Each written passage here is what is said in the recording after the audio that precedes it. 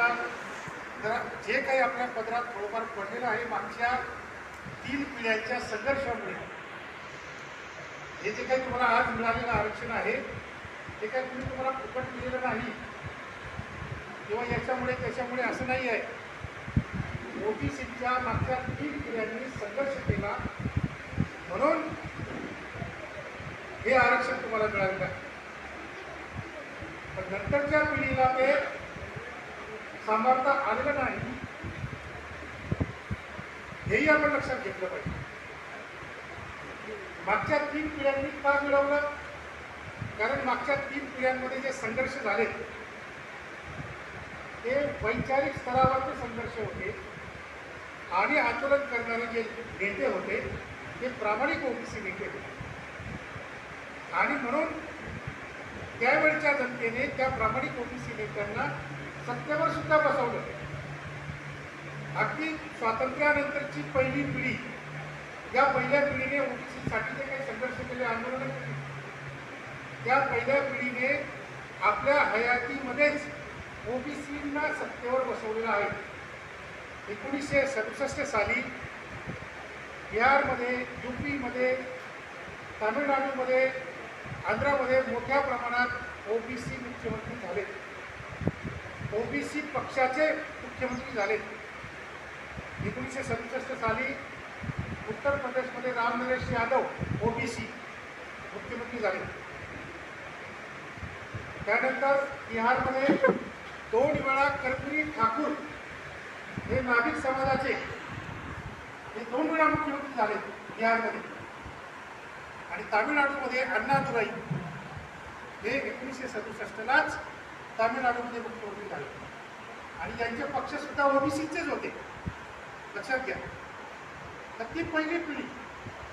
त्यानंतर दुसऱ्या पिढीने संघर्ष केला आणि मंडल आयोगाचं आंदोलन उभं केलं। त्याला तिसरी पिढी येऊन घेतली आणि मंडल आयोग आपल्या पदरात पडला।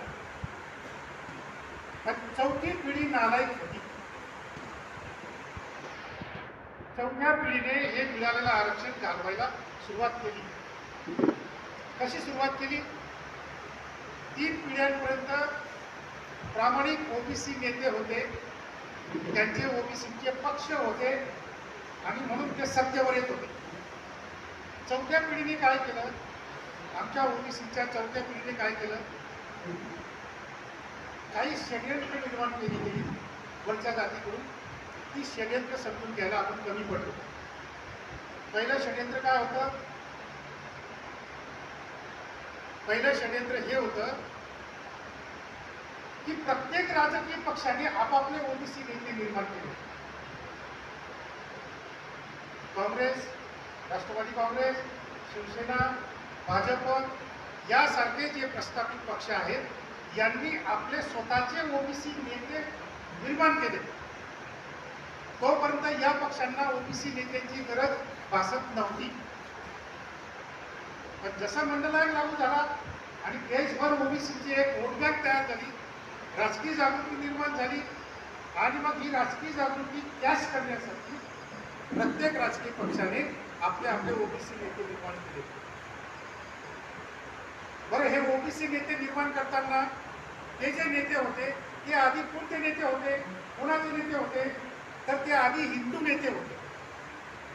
गोपीनाथ मुंडे हे आधी हिंदू नेते होते, छगन भुजबळ हे हिंदू नेते होते, खडसे हे हिंदू नेते होते। हे हिंदू नेते का होते? कारण त्यांच्याकडून बाबरी मस्जिद पाडून घ्यायची होती।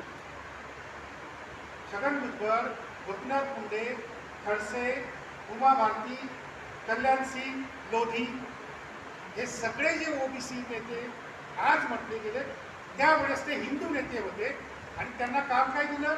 बाबरी मस्जिद पाडायचं काम दिलं। बाबरी मस्जिद का पाडायची? कारण बाबरी मस्जिदच्या खाली मंडल आयोग काढून टाकायचा होता। बाबरी मस्जिदच्या खाली मंडल आयोग लागू करणारा व्हीपी सिंग सरकार दडपून टाकायचं होतं आणि मंडल आयोगाच्या पुढच्या शिफारशी लागू होणार नाही याच्यासाठी बाबरी मस्जिद पाडणं आवश्यक होतं आणि ते काम या हिंदू नेत्यांनी केलं।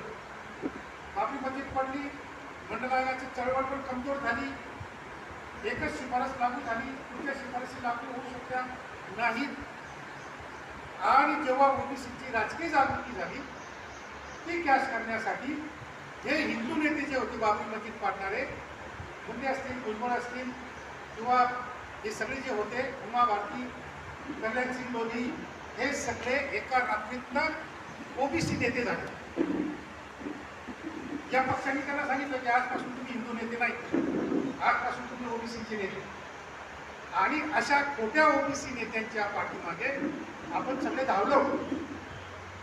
भुजबळांच्या पाठीमागे धावलो, मुंडेंच्या पाठीमागे धावलो, खडसेच्या पाठीमागे धावलो. अशाच पद्धतीने मारलेली आहे. त्याचं काहीच सोयीसुद्धा आपल्याला काहीच नाही. कारण चौथ्या पिढीनंतरच्या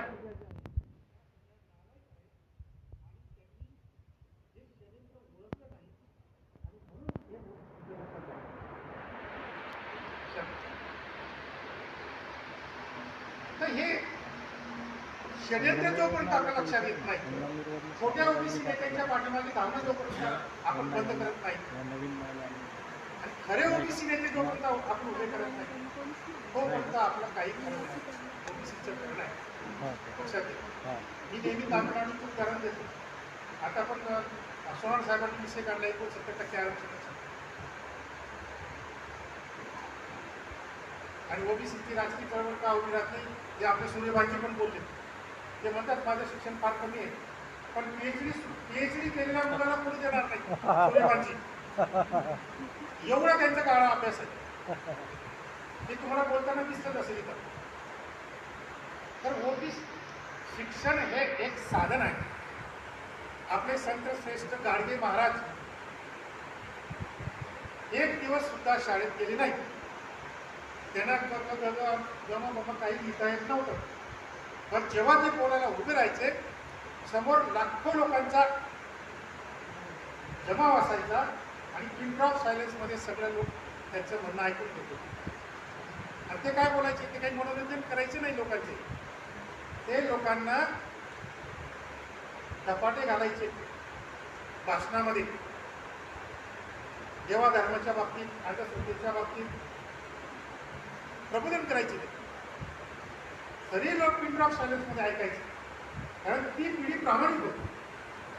म्हणून हे सगळे संत त्या काळामध्ये निर्माण झाले. आज जे संत निर्माण होतात ते बलात्कारी संत निर्माण होतात आसाराम महाराजांसाठी. कारण ही पिढीच नालायक. या नालायक पिढीने असे बोगस संत निर्माण केलेले आहेत. या नालायक पिढीने असे बोगस ओबीसी नेते निर्माण केलेले आहेत. लक्षात घ्या.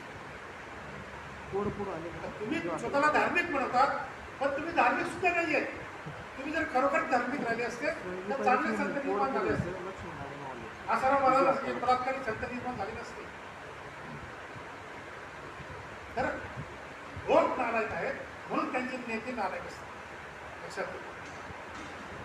दोष त्या नेत्यांचा नाहीये, दोष त्या संतांचा नाहीये, दोष जनतेचा आहे. जनता नाराज असेल तर तुमचे सगळे नेते, राजकीय नेते, धार्मिक नेते, सांस्कृतिक नेते, आर्थिक नेते सगळे बोगस असतात. लक्षात घ्या.